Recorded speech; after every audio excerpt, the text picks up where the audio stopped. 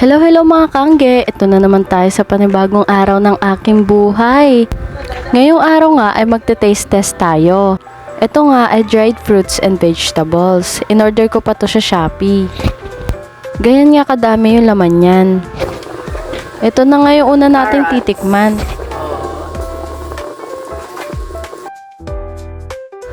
Sa unang tikim ko nga nito ay parang hindi ko nga nagustuhan yung lasa. Ito naman yung pangalawa. Hindi ko alam kung ano to. Hindi ko alam kung ano to. Pero kulay green. Para siyang cucumber. Hindi ko nga alam kung ano itatawag dyan, pero para kasi siyang cucumber and para din siyang talong na kulay green. Pero sa lasa okay naman siya. French fries. Ito nga isang to ay nakala ko pang pumpkin, pero kamote pala siya. By the way guys, ito nga una kong binuksan ay vegetable chips. Kaya nga hindi ko akalain na meron nga palang prutas to. Feeling ko lang.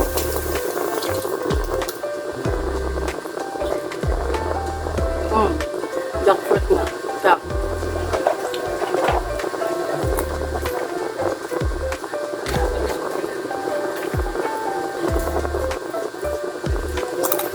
Nung una nga ay hindi ko alam kung anong gulay yon, pero kamote pala siya. Masarap! Hindi ko nga nagustuhan yung lasa dahil siguro sama-sama na nga yung flavor doon sa loob.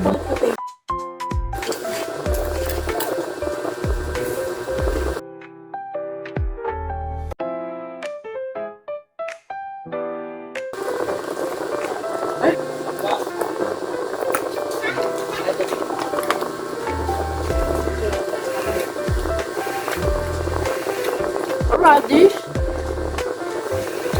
Ito nga radish ay matabang nga lang. Pero okay nga lang siya sa panlasa ko. Parang typical na gulay nga lang siya. Banana. Banana chips. Stop.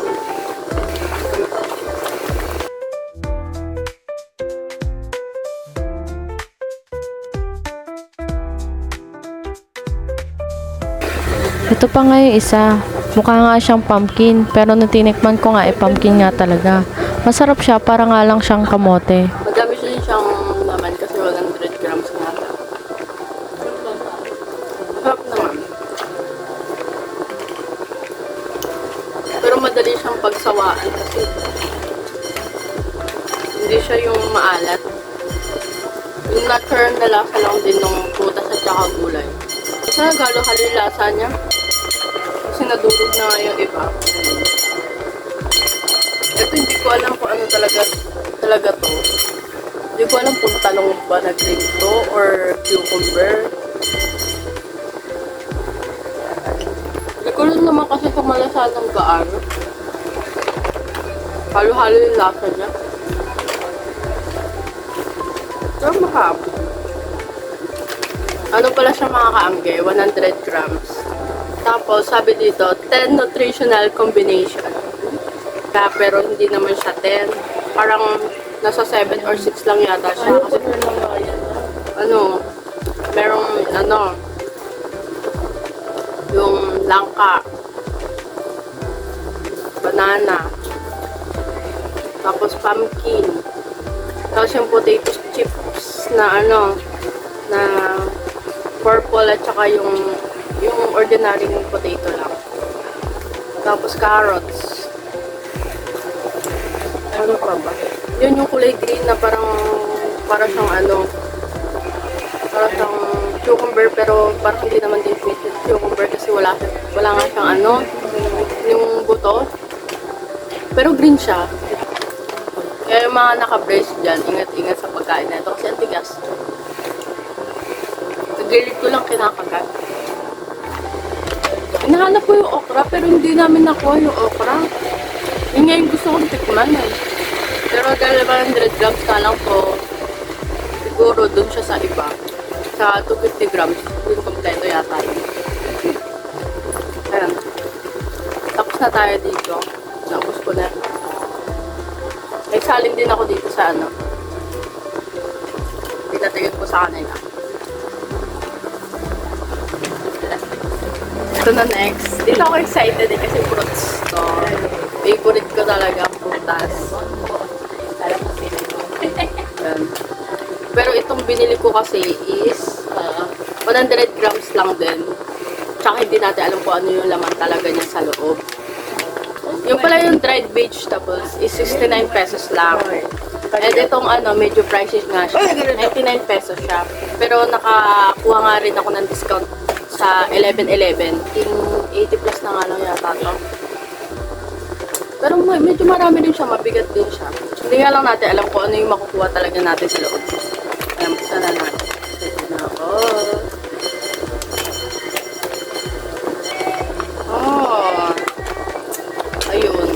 Sabi, 5 types of mixed dried fruit. Pero, nakuha ko puro mangga. Oh my God, puro mangga na. Nakakadismaya. Bakit ganon? Puro mangga siya. Oh. Ayan, lalagay ko sa may kamay ko. Walang cut-cut to. Lalagay ko talaga sa kamay ko.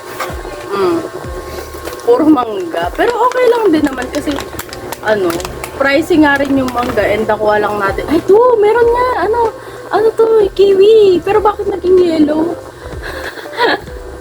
Di ba dapat green siya? Siguro dahil nga kasama siya ng mangga or baka nga pag na-dry siya is kulay yellow. Ayun. More on manga, kiwi.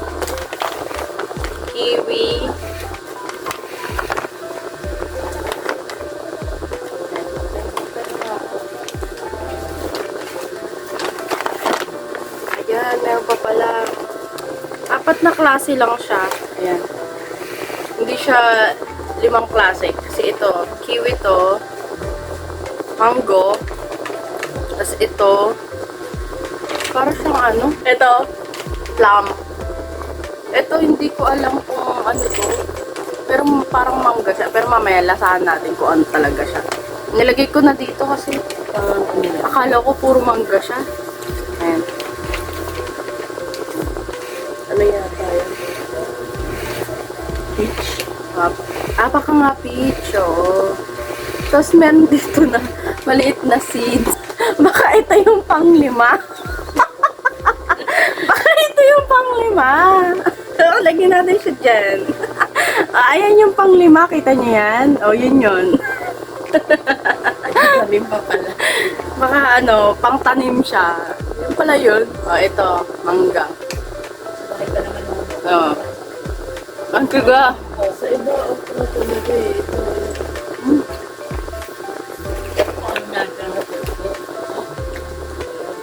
Harap. Matamis siya. Nasarapan nga ako sa mangga Matamis dyan, na pero lasa mangga dapat yata talaga. hinimay ko muna. Kasi nga, matigas nga pagkakinagat. Kasi parang matatanggal yung ngipin ko. Tingin ko naman yung mga binibiling dried mango. Medyo malambot siya. Ito napakatiga.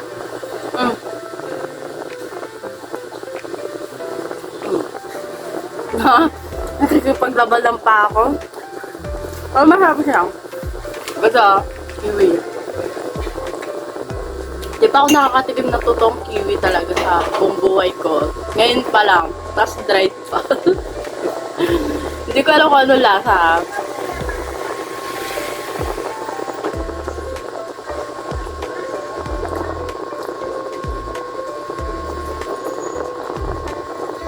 Asim. Ito maasim to. Maasim pa talaga yung kiwi. Ito pala, nung nakita kong buto kanina, dito pala galing yan.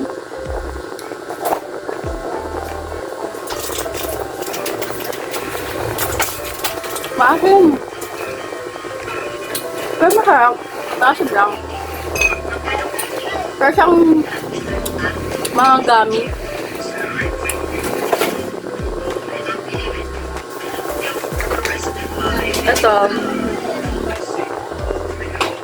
Ito yung parang peach yata to.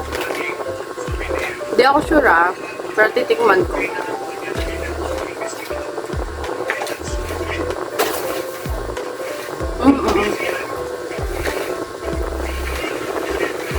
Kalasa niya nga yung peach.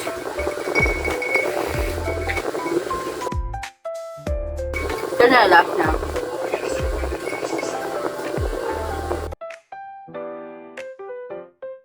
Ito na yung plum. Ayan. Hindi rin ako sure kung plum talaga to. Pero tikman natin. And, ipapatayin ko din sa kanila kasi hindi ko alam yung lasa.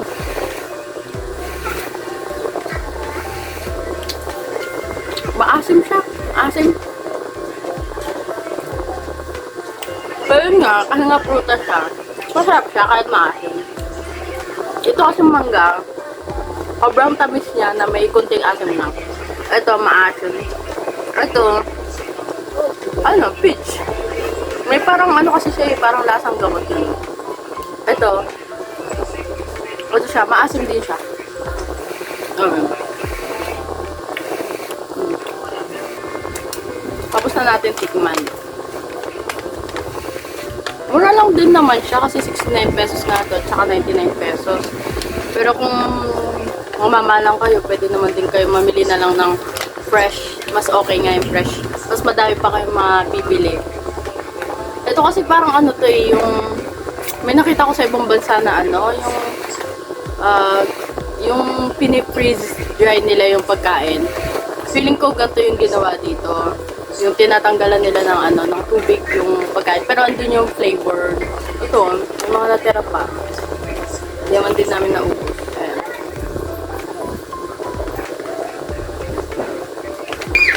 Ito sa gulay. Para sa mga anak niya na hindi kumakain ng gulay, pwede siya. Kasi ayaw nila ng gulay kasi nga medyo madulas pagka kinain nila, malambot, ayaw nila ng ganong texture. Ito kasi, parang ano lang talaga siya, chips lang talaga siya na dry, na ano, medyo, may mga flavor yata to, mga maalat, ganun. Pwede, may ibang klase din naman siya. So magugustuhan talaga ng anak niya. Kailangan ko ba lang chips? Sarap. Ano kasing kinuha ko, walang flavor, wala siyang flavor. Yung flavor niya is halo-halo na. Diba dry siya. Kapag na-mix-mix na. Yun na yung parang pinaka-flavor. So yung mga, ano dito, mga gulay dito na walang lasa, medyo naging matamis siya kasi nga yung ibang mga ano natin, yung ibang prutas na nandito, lumasa na doon sa gulay natin. Which is maganda din naman kasi nagkaroon ng medyo konting flavor na matamis. Itong magugustuhan talaga ng anak ko, promise. Medyo madami na rin naman siya, 100 grams. Sa prutas naman, okay din siya. Medyo pricey nga lang kasi 'di ba 99 pesos tas puti lang yung laman. Yan. Tapos na ako mag-taste test. Thank you sa panonood.